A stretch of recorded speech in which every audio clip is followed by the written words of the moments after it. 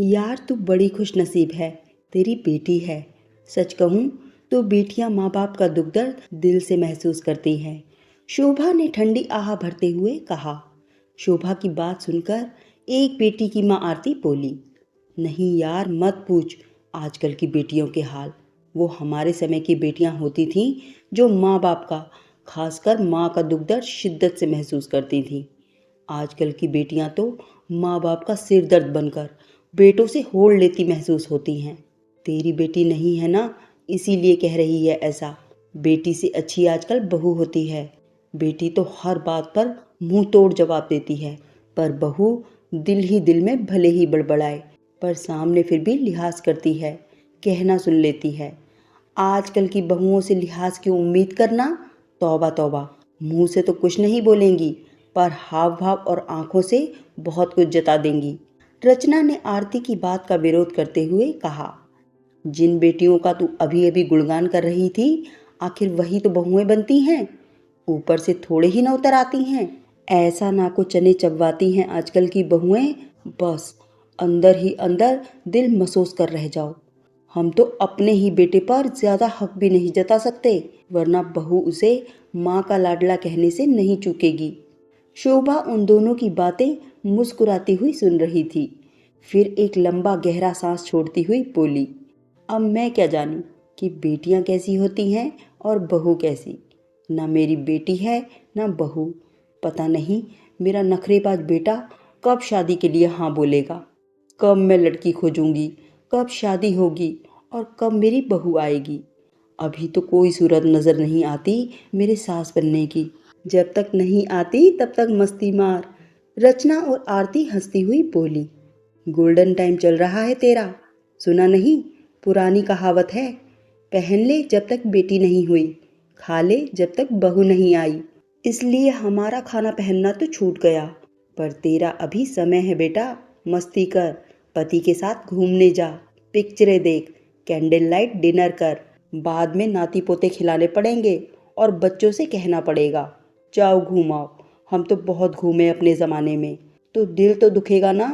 कह कर तीनों सहेलियां खेल खिलाकर हंस पड़ी और फिर तीनों अपने अपने घर की ओर चल दी। रचना, आरती और शोभा तीनों पक्की व पुरानी सहेलियां थीं। उम्र थोड़ा बहुत ऊपर नीचे होने पर भी तीनों का आपसी तालमेल बहुत अच्छा था। अपने अपने परिवारों में बिजी होने के कारण तीनों एक दूसरे के साथ कभी कभार ही मिल पाती थीं, लेकिन जब भी मिलती अपने सुख दुख एक दूसरे के साथ साझा करती। तीनों ही अच्छी पढ़ी लिखी महिलाएं थीं और इस समय 50 की उम्र के दौर से गुजर रही थी। खास बात ये थी कि तीनों के एक एक ही बच्चा था। जिसके पास जो था वो उससे असंतुष्ट थी और जो नहीं था उसके लिए मनभावन कल्पनाओं का पिटारा उनके दिमाग में अक्सर खुला रहता। लेकिन जो है उससे संतुष्ट रहने की तीनों ही नहीं सोचती। आरती की एक ही बेटी है जो कॉलेज के फाइनल ईयर में है। रचना ने 1 साल पहले ही अपने इकलौते बेटे की शादी की थी और शोभा का इकलौता बेटा इंजीनियर व बहुत बड़ी कंपनी में अच्छे पद पर काम करने वाला एक नखरेबाज लड़का था। वो माँ के मुंह से शादी का नाम सुनकर नागफो सिकोड़ता और ऐसा दिखाता जैसे शादी करना व बच्चे पैदा करना सबसे बेकार काम एवं पुरानी सोच है और उसके जीवन के सबसे आखिरी पायदान पर है। एक तरह से जब सब कामों से निबट जाएगा तो ये काम भी कर लेगा। आरती को अपनी युवा बेटी से ढेरों शिकायतें थी। घर के कामकाज को तो हाथ भी नहीं लगाती ये लड़की। कुछ बोलो तो काट खाने को दौड़ती है। कल को शादी ब्याह होगा तो क्या सास खाना बनाकर खिलाएगी इसे? जब आरती पति के सामने ये सब बड़बड़ा रही होती तब अपनी किताबों पर नजरें गड़ाए बेटी माँ के ताने सुनकर बेफर जाती। फिक्र मत करो मम्मी, मुझे खाना बनाकर कोई भी खिलाए, आपको तंग करने नहीं आऊंगी। बेटी की ऐसी बातें सुनकर बेवक्त झगड़े की आशंका से आरती हड़बड़ाकर चुप हो जाती, पर बेटी का पारा दिल ही दिल में आसमान छू जाता। वो जब टाइट जीन्स और टाइट टी शर्ट पहनकर कॉलेज या कोचिंग के लिए निकलती तो आरती का दिल करता कि जीन्स के ऊपर भी उसके गले में दुपट्टा लपेट दे, पर मन महसूस कर रह जाती। घर में जब बेटी शॉर्ट्स पहनकर पापा के सामने मज़े से सोफे पर अधलेटी होकर टीवी के चैनल बदलने लगती तो आरती का दिमाग भन्ना जाता। उसका दिल करता कि आग लगा दे इस लड़की के कपड़ों की अलमारी को। और उसके दोस्त लड़के जब घर आते तो आरती एक एक के चेहरे बड़े ध्यान से पढ़ती। न जाने इनमें से कल कौन उसका दामाद बनने का दावा ठोक बैठे। रोज रोज घर को सिर पर उठाकर माँ से झगड़ा करने वाली बेटी ने जब एक दिन बड़े प्यार से माँ के गले में बाहें डाली तो किसी अनहोनी की आशंका से आरती का दिल कांप गया। जरूर कोई मुश्किल मांग पूरी करने का वक्त आ गया है। मम्मी, मेरे कुछ फ्रेंड्स कल लंच पर आना चाहते हैं। मैंने उन्हें बताया है कि आप चाइनीज़ खाना कितना अच्छा बनाती हैं। बुला लो ना सबको, वो मासूमियत से बोली। बेटी की भोली भाली शक्ल देखकर आरती का सारा लाड़ दुलार छलक आया। हाँ हाँ, बुला ले अपनी सहेलियों को, बना दूंगी मैं। कितनी हैं? मुझे मिलाकर 8-10 हो जाएंगे मम्मी। वो सारा दिन यहीं बिताने वाले हैं। बेटी आने वालों के लिए गोलमाल जेंडर शब्द का इस्तेमाल करते हुए बोली। ठीक है। दूसरे दिन आरती सुबह से बेटी की फरमाइश पूरी करने में लग गई। घर भी ठीक कर दिया। बेटी ने बाकी घर पर ध्यान भी नहीं दिया, सिर्फ अपना कमरा ठीक किया। ठीक 11 बजे घंटी बजी। दरवाज़ा खोला तो आरती गिरते गिरते बची। आने वाले दोस्तों में 4 लड़के थे और 3 लड़कियां थीं, जिन लड़कों को वो थोड़ी देर भी नहीं बचा पाती थी। उन्हें उस दिन उसने पूरा दिन झेला, और वो भी बेटी के कमरे में। 8 बच्चों ने वहीं खाया पिया, वहीं हंगामा किया और खा पीकर बर्तन बाहर खिसका दिए। काम करते करते आरती थककर पस्त हो गई। बेटी फोन पर जब खिलखिलाकर चमकती आंखों से लंबी लंबी बातें करती तो आरती का दिल करता कि उसके हाथ से फोन छीनकर जमीन पर पटक दे। फोन से तो उसे सख्त नफरत हो गई थी। मोबाइल फोन के आविष्कारक मार्टिन कूपर को तो वो सपने में न जाने कितनी बार गोली मार चुकी थी। सारे झगड़े की जड़ है ये मोबाइल फोन। बेटी अपने दोस्तों के साथ कभी पिकनिक पर जाती तो कभी लॉन्ग ड्राइव पर। हाँ, इन मस्तियों के साथ एक बात जो उन सभी युवाओं में साफ रूप से नजर आती थी, वो थी अपने भविष्य के प्रति सजगता। लड़के तो थे ही, पर लड़कियां उनसे ज्यादा सजग थीं। अपना करियर बनाने के लिए उत्सुक उन लड़कियों के सामने उनकी मंजिल साफ थी और वे उसके लिए पूरी कोशिश भी कर रही थीं। घर गृहस्थी के काम, शादी वगैरह के बारे में तो वे बात भी न करती, ना उन्हें कोई दिलचस्पी थी। आरती जब इन युवा लड़कियों की तुलना अपने समय की लड़कियों से करती तो पेशोपेश में पड़ जाती। उसका ज़माना भी तो कोई बहुत ज़्यादा पुराना नहीं था, पर अब सब कितना बदल गया है। लड़कियों की ज़िंदगी का उद्देश्य ही बदल गया। कभी लगता उसका खुद का ज़माना ठीक था, कभी लगता इनका ज़माना ज़्यादा सही है, पर फिर दिमाग की सोच दूसरी तरफ मुड़ जाती और वो शोभा व रचना के सामने अपनी बेटी को लेकर अपना रोना रोती रहती, उसके भविष्य को लेकर बेकार की काल्पनिक आशंकाएं जताती रहती। उधर रचना की बहू भी तो कोई पुरानी फिल्मों की नायिका नहीं थी। आखिर आरती की बेटी जैसी ही एक लड़की रचना की बहू बनकर घर आ गई थी। अभी 1 ही साल हुआ था शादी को, इसीलिए गृहस्थी के कामों में वो बिल्कुल अनपढ़ थी। हाँ, बेटा बहू दोनों एक दूसरे के प्यार में डूबे रहते। सुबह देर से उठते, बेटा भागता दौड़ता तैयार होता, माँ का बनाया नाश्ता करता और ऑफिस की तरफ दौड़ लगा देता। थोड़ी देर बाद बहू भी चेहरे पर मीठी मुस्कान लिए तैयार होकर बाहर आती और रचना उसे भी नाश्ते की प्लेट पकड़ा देती। बहू के चेहरे पर दूर दूर तक कोई अपराध बोध न होता कि उसे थोड़ा जल्दी उठकर काम में सास का हाथ बटाना चाहिए था। इतना तो उसके दिमाग में भी नहीं आता था। रचना सोचती, चलो सुबह न सही, अब लंच और डिनर में बहू कुछ मदद तो कर ही देगी। पर नाश्ते के बाद बहू आराम से लैपटॉप सामने खींचती और डाइनिंग टेबल पर बैठकर नेट पर अपने लिए नौकरी ढूंढने में बिजी हो जाती। वो अपनी लगी लगाई नौकरी छोड़कर आई थी, इसीलिए अब यहाँ नौकरी ढूंढ रही थी। पायल खनकाती बहू का सपना देखने वाली रचना का वो सपना तो ढेर हो चुका था। बहू के वेस्टर्न कपड़े पचाने बहुत भारी पड़ते थे। शुरू शुरू में आस पड़ोस की चिंता रहती थी, पर किसी ने कुछ नहीं कहा। सभी अधीर तो इस दौर से गुजर रहे थे। वे इस नई पीढ़ी को अपनी पुरानी नजरों से देख परख रहे थे। बेटा शाम को ऑफिस से आता तो रचना सोचती कि बहू उनके लिए न सही अपने पति के लिए ही चाय बना दे, पर बेटा जो कमरे में घुसता तो गायब ही हो जाता, या फिर कभी दोनों तैयार होकर बाहर आते। मम्मी, हम बाहर जा रहे हैं, खाना खा कर आएंगे। उसके जवाब का इंतजार किए बिना वे निकल जाते और रचना इतनी देर से मेहनत कर बनाए खाने को घूरती रह जाती और बड़बड़ाती, पहले नहीं बता सकते थे? बेटे की शादी के बाद उसका काम बहुत बढ़ गया था। आई तो एक बहू ही थी, पर उसके साथ एक नया रिश्ता आया था। रिश्तेदार आए थे जिनको सहेजने में रचना की ऐसी की तैसी हो जाती थी। बेटे बहू के अनियमित व अचानक बने प्रोग्रामों की वजह से उसकी खुद की दिनचर्या बेकार हो रही थी। अच्छी माँ व अच्छी सास बनने के चक्कर में वो पिस रही थी। बच्चों की हमेशा बेसिर पैर की दिनचर्या देखकर उसने बच्चों को घर की एक चाबी ही पकड़ा दी कि वे जब भी कहीं जाएं तो चाबी साथ लेकर जाएं, क्योंकि बहू बेटा की वजह से वे दोनों पति पत्नी कहीं नहीं जा पाते। रसोई में मदद के लिए एक काम वाली का इंतजाम किया, तब जाकर थोड़ी समस्या सुलझी।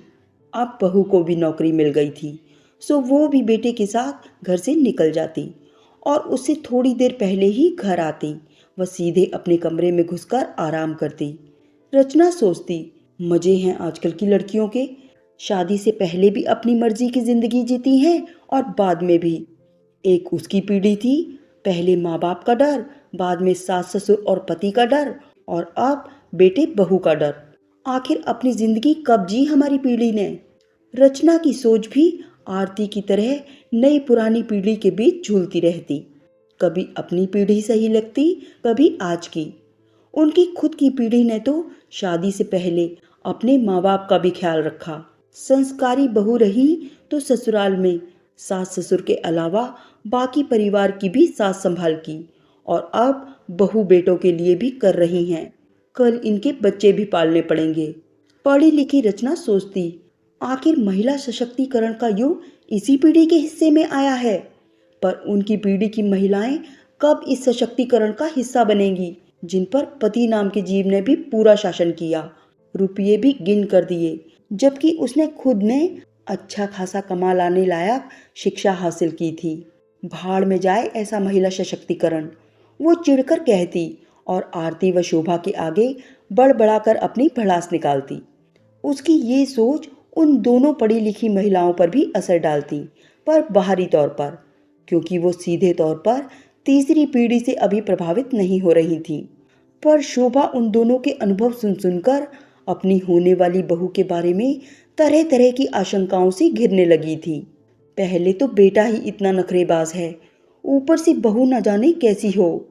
बहू की मनभावन काल्पनिक तस्वीर उसने अपने दिमाग से अब पूरी तरह मिटा दी थी। रचना ठीक कहती है, आजकल की ऐसी बिगड़ैल बेटियां ही तो बहुएं बन रही हैं, आखिर ऊपर से थोड़े ही ना उतरेंगी। उसका वर्षों का मासूम सा सपना भी दिल ही दिल में दम तोड़ चुका था, जब वो सोचा करती थी कि काश उसकी भी बेटी होती।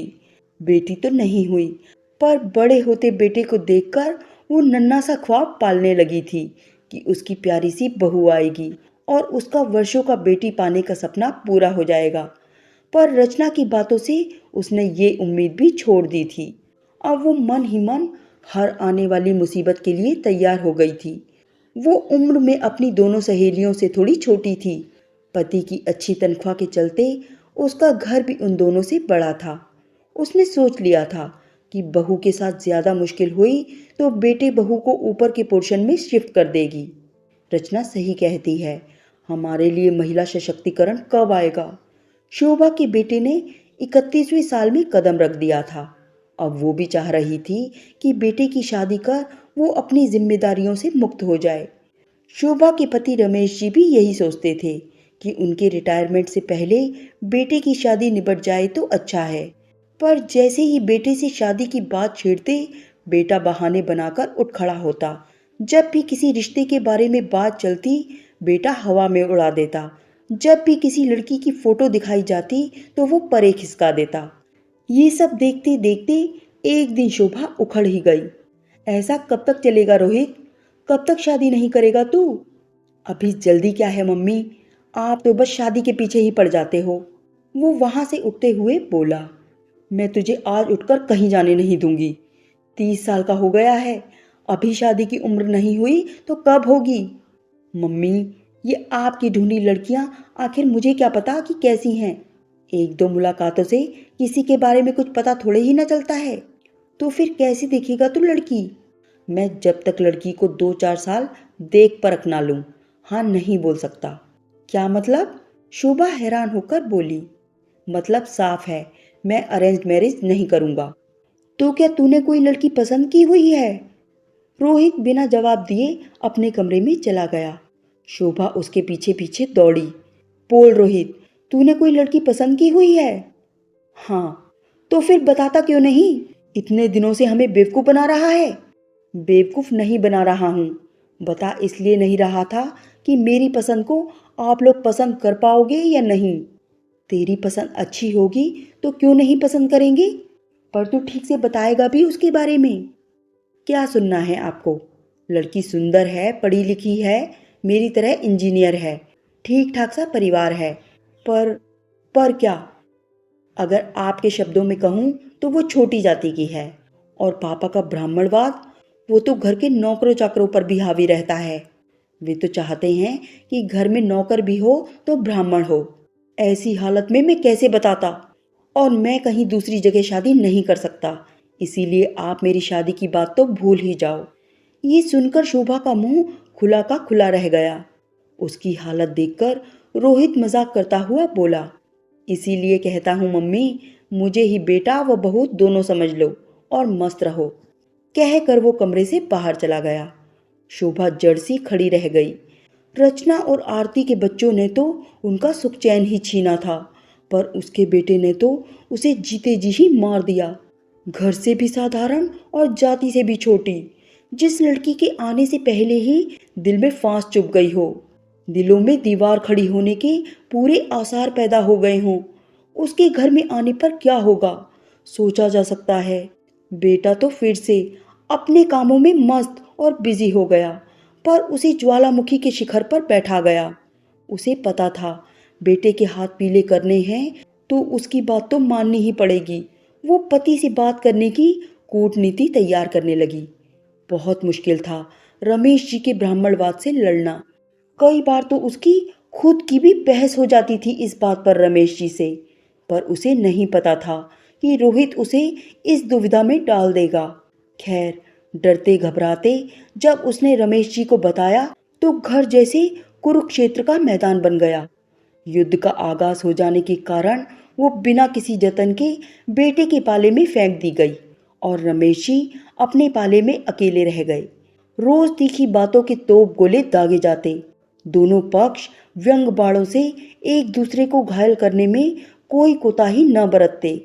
कई तरह के वाद विवाद होते, पर महिला सशक्तिकरण का भूत कुछ कुछ शोभा के दिमाग पर भी हावी हो चुका था, इसीलिए वो डटी रही।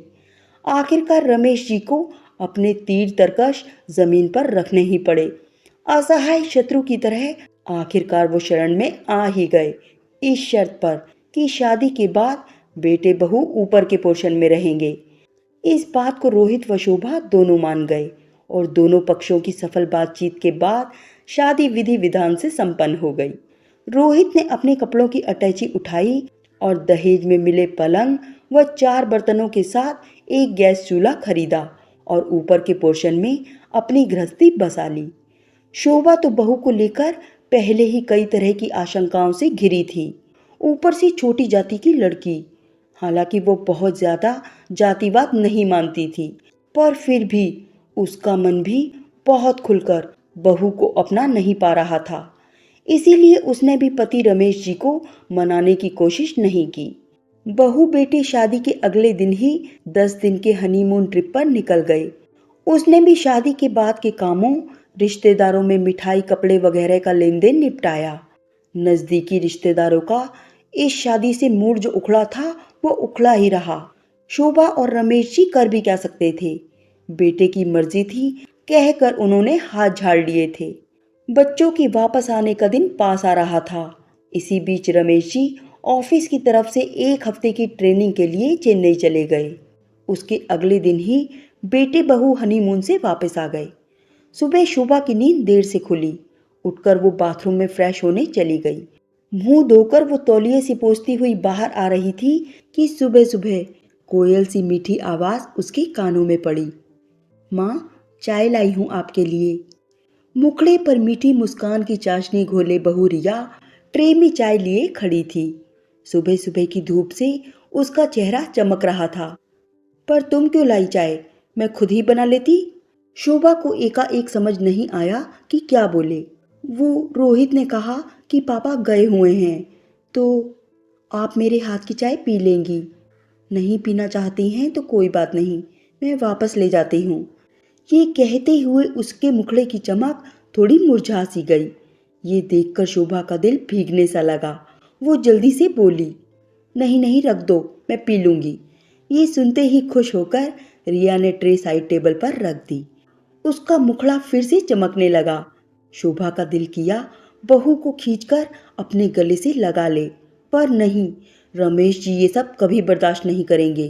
रिया 2 मिनट खड़ी रही, फिर चली गई। शोभा सुबह उठती और चाय की ट्रे लेकर रिया उसके पास खड़ी हो जाती। ये देखकर शोभा सोचती कि न आरती की बेटी सुबह जल्दी उठती है, न रचना की बहू। रिया भी इंजीनियर है, पर ये कैसे सुबह जल्दी उठ जाती है। अगले दिन रविवार था। लंच के समय रिया कड़ी का कटोरा लिए हाजिर हो गई और बड़े प्यार से बोली, माँ, मैंने कड़ी बनाई है आज, खाकर देखिए कैसी बनी है। कड़ी खाते हुए शोभा सोच रही थी, इतनी स्वादिष्ट कड़ी। इंजीनियरिंग करते करते ये लड़की कब गृहस्थी के काम सीख गई। रात को भी रिया कमल ककड़ी के कोफ्ते रख गई। उसकी सुघड़ता देखकर शोभा के दिल में सुनी सुनाई आजकल की बिगड़ैल बेटी बहुओं की छवि गड्ढमड्ढ हो रही थी। लड़की रिया जैसी भी होती है। वो हैरान थी, पर उसे ज्यादा भाव नहीं देना चाह रही थी, क्योंकि रमेश जी का ब्राह्मणवाद उसके समूचे प्यार पर हावी हो रहा था। दूसरे दिन कामवाली ने छुट्टी ले ली, ये कहकर कि उसे अपने भाई के घर जाना है, शाम तक आ जाएगी। ऊपर रिया की यहाँ भी वही काम करती थी। सुबह रिया चाय दे गई। अभी शोभा चाय पी ही रही थी कि उसे किचन में बर्तनों की खटर पटर की आवाज़ सुनाई दी। वो किचन में गई तो देखा रिया जल्दी जल्दी रात के बर्तन धो रही है। शोभा ने पूछा, ये क्या कर रही हो रिया? माँ, आज काम वाली दीदी ने छुट्टी की है ना, इसीलिए बर्तन धो रही हूँ। ऊपर के तो मैंने सुबह उठते ही धो लिए थे। शोभा हैरानी व ममता से रिया को निहारने लगी, फिर बोली, तुझे ऑफिस के लिए देर नहीं हो रही? नहीं, अभी तो टाइम है, बस तैयार हो जाऊंगी जल्दी से। बर्तन रखकर सिंक धोकर वो उसकी तरफ पलटती हुई बोली। शोभा सोचने लगी कि आरती और रचना को तो कितनी शिकायतें हैं अपनी बेटी और बहू से, पर रिया कितनी अलग है। उसकी खुद की बेटी होती तो क्या ऐसी ही होती या उनकी जैसी होती? दिल फिर किया बहू को प्यार से अपने गले से लगा ले, मन भरकर उसे दुलार कर ले, पर रमेश जी की बड़ी बड़ी गुस्सैल आंखें याद आ गईं। नहीं नहीं, शादी करा दी किसी तरह, बस दोनों खुश रह लें आपस में। अब नहीं उलझना उसे रमेश जी से। बर्तन और किचन साफ कर रिया चली गई। 1 हफ्ता गुजर गया। आज रात की ट्रेन से रमेश जी आने वाले थे। सुबह चाय पीकर शोभा गेट का ताला खोलने के लिए बाहर जा रही थी कि बरामदे की सीढ़ी से पैर लड़खड़ा गया। एक चीख मारकर वो वहीं बैठ गई। उसकी जोर की चीख सुनकर रोहित और रिया भागते दौड़ते नीचे उतरकर उसके पास पहुंच गए। वो अपना पैर पकड़कर कराह रही थी। क्या हुआ माँ? रिया बोली। अचानक से पैर लड़खड़ा गया सीढ़ी पर। सीधे पैर में बहुत दर्द हो रहा है। ओह, कहीं फ्रैक्चर ना हो गया हो, कहकर रोहित शोभा को गोद में उठाकर अंदर ले आया। रिया उसके पैरों के पास बैठकर हल्के हाथों से मलहम लगाती हुई बोली, अभी डॉक्टर के पास ले चलते हैं माँ, चिंता मत कीजिए, सब ठीक हो जाएगा। उसने उसके पैर में क्रैप बैंडेज बांध दी। दोनों उसे अस्पताल ले गए। एक्सरे में फ्रैक्चर नहीं आया, मोच आ गई थी। डॉक्टर ने कुछ दिन आराम करने के लिए कहा। सब कुछ कराकर उसे घर छोड़कर रोहित ऑफिस चला गया। लेकिन रिया थोड़ी देर बाद उसके पास आकर बैठ गई। तू ऑफिस नहीं गई? शोभा हैरानी से बोली। नहीं माँ, ऐसी हालत में आपको छोड़कर ऑफिस कैसे चली जाऊं मैं? फिलहाल कुछ दिन की छुट्टी ले ली है। पापा भी आ जाएंगे आज। ऐसे में खाना भी कैसे बनाएंगी आप? कुछ ना बोला गया शोभा से। मन भर आया और आंखें भी। आज रमेश जी के गुस्से के डर पर रिया के लिए ममता भारी पड़ने लगी। मेरी बेटी होती तो ऐसी ही होती, उसने सोचा। नहीं नहीं, ऐसी ही क्यों होती, बल्कि यही है मेरी बेटी। उसने रिया का हाथ पकड़कर अपनी तरफ खींचा। रिया ने हैरानी से उसकी आंखों में देखा, पर शोभा की आंखों में स्नेह और ममता का अनंत महासागर हिलोरे ले रहा था। वो भावुक होकर शोभा की बाहों में समा गई। शोभा का वर्षों का सपना पूरा हो गया था। रिया ने उसके घर पर व उसके दिल में तो जगह पा ही ली थी, पर रमेश जी के दिल में जगह बना पाना टेढ़ी खीर थी। रात की ट्रेन से रमेश जी आ गए। शोभा के पैर में पट्टी बंधी देखकर परेशान हो गए, पर शोभा के चेहरे पर दर्द व परेशानी का नामो निशान नहीं था। वो आराम से पलंग पर पीछे तकिया लगाकर पीठ टिकाए बैठी मुस्कुरा रही थी। न ये शिकायत कि एक हफ्ता तुम्हारे बिन मन नहीं लगा। कुछ तो गड़बड़ है। रमेश जी अपनी उधेड़बुन में कपड़े बदलकर नहाने चले गए। बाथरूम से फ्रेश होकर लौटे तो बोले, दर्द तो नहीं हो रहा तुम्हें? बिल्कुल नहीं, शोभा मुस्कुराते हुए बोली। कुछ खाना तो बना नहीं होगा, मैं बाहर से ऑर्डर कर देता हूँ। तभी दरवाजे पर आहट हुई। देखा तो रिया 2 प्लेटों में खाना लिए खड़ी थी। मुस्कुराती हुई आगे बढ़ी और एक प्लेट शोभा को पकड़ा दी। बिना झिझके रमेश जी से बिना डरे शोभा ने प्लेट पकड़ ली। रमेश जी हैरान से रिया को देख रहे थे। रिया ने झिझकते हुए दूसरी प्लेट साइड टेबल पर रखी और वापस चली गई। शोभा इत्मीनान से खाना खाने लगी। तुम कब से खाने लगी हो इसके हाथ का? रमेश जी के स्वर में गुस्सा भरा था। तरीके से बात कीजिए रमेश जी, वो आपके बेटे की पत्नी है और इस घर की बहू। अब जो जाति हमारी है वही उसकी भी, शोभा थोड़े गुस्से में बोली। शोभा के गुस्से को भांपकर रमेश जी थोड़ा आराम से बोले, ठीक है, पर मेरे घर में ये सब नहीं चलेगा। तुमसे पहले भी बात हो गई थी इस बारे में। ये शादी मैंने सिर्फ रोहित की जिद के कारण की थी, वरना इतनी छोटी जाति में तुम जानती हो, मुझे तो चोट लगी थी, खाना बना नहीं सकती थी। और वैसे भी मैं तो कभी ब्राह्मणवाद के पीछे इतनी भी पागल नहीं रही हूँ। पर आप बाहर से खाना ऑर्डर कर लो अपने लिए, लेकिन ध्यान रखना, जिस जगह से ऑर्डर करो वहाँ किचन में खाना किसने बनाया है उसके ब्राह्मण होने का प्रमाण पत्र जरूर ले लेना, शोभा व्यंग भरे स्वर में बोली। रमेश जी ठगे से शोभा को देखने लगे। हाँ हाँ, ऐसे क्या देख रहे हो?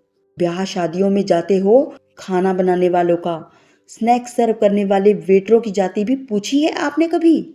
सड़क मार्गों से लंबी लंबी यात्राएं करते हो ऑफिशियल टूर के लिए, रास्ते भर रुकते रुकाते खाते पीते जाते हो, क्या वहां पर सबकी जाति पूछकर खाते पीते हो? उन सबकी जाति पूछ लो। अगर वो सब ऊंची जाति के हों तो मैं अपनी ऐसी सुघड़, समझदार और प्यारी बहू के हाथ का खाना बंद कर दूंगी, वादा है आपसे। पर तब तक आप मुझे मत टोकना, कहकर शोभा फिर से खाना खाने लगी। रमेश जी थोड़ी देर अवाक से खड़े रह गए। शोभा के तर्कों में दम था। अधिकतर शोभा उनकी बात हंसी खुशी मान जाती थी, पर जब वो किसी बात पर अड़ती थी तो उसे डिगाना मुश्किल होता था। वे खड़े सोचते रहे। बात तो सच है, इतनी जगह खाना खाते हैं, क्या जाति पूछकर? रिया तो उनकी बहू है। उनके बेटे ने और उनकी पत्नी शोभा ने उसे सहज अपना लिया। उनकी वंशवेल उसी से आगे बढ़ेगी और झूठे दंभ व झूठी जिद के कारण वे उसे अपना नहीं पा रहे हैं। उन्होंने खाने की प्लेट उठाई और शोभा की बगल में बैठ गए। पल भर के लिए दोनों की नजरें टकराईं। रमेश जी ने रोटी का टुकड़ा तोड़कर सब्जी में डुबोया और मुंह में डाल लिया। अंदर की मुस्कुराहट व दिल की पुलक अंदर ही दबाए शोभा चुपचाप खाना खाती रही। दोनों ने खाना खत्म किया ही था कि रिया फिर आ गई। माँ, कुछ चाहिए तो नहीं? पर पापा को खाना खाते देखकर वो हैरान सी हो गई। बिना छेड़े चुपचाप वापस पलट गई। रुको रिया। रमेश जी अपनी जगह पर खड़े हो गए। बहुत अच्छा खाना बनाया तुमने बेटा। इंजीनियरिंग करते करते कैसे सीख गई इतना सब कुछ? हैरान हो रिया अचल सी खड़ी हो गई। उससे ये सब संभल नहीं पा रहा था। भावुक स्वर में बोली, आपको खाना अच्छा लगा पापा? हाँ, बहुत अच्छा लगा। आज पहली बार तुम्हारे हाथ का खाना खाया है, इसीलिए नेक तो बनता है। रमेश जी ने अपने पर्स से कुछ रुपये निकालकर रिया के हाथ में रखे। माँ पापा की तरफ से अपने लिए कुछ ले लेना बेटा। जी पापा। वो भरी आंखों से रमेश जी के पैरों में झुक गई। रमेश जी ने झुकी हुई रिया को उठाकर उसके सिर पर प्यार से हाथ रख दिया और बोले, माफ़ी चाहता हूँ तुमसे बेटा, कभी कभी बड़ों से भी गलतियाँ हो जाती हैं। नहीं पापा, कुछ मत बोलिए, मुझे कोई शिकायत नहीं है। जाति को लेकर बिना कोई तर्क वितर्क किए रिया ने रमेश जी के ब्राह्मणवाद के किले को फतह कर लिया था। दोनों पिता और बहुरूपी बेटी सजल आंखों से एक दूसरे को देख रहे थे। तभी रोहित रिया को ढूंढता हुआ नीचे उतर आया। कमरे में आया तो अपने पिता को रिया के सिर पर प्यार से हाथ रखे देखकर वो हैरान रह गया। प्रश्नवाचक नजर माँ पर डाली, पर वहां भी सजल आंखों की मुस्कुराहट में सारे जवाब थे। वो भी मुस्कुरा दिया और उल्टे पैरों वापस लौट गया, शायद ऊपर से अपना बोरिया बिस्तर समेटने के लिए।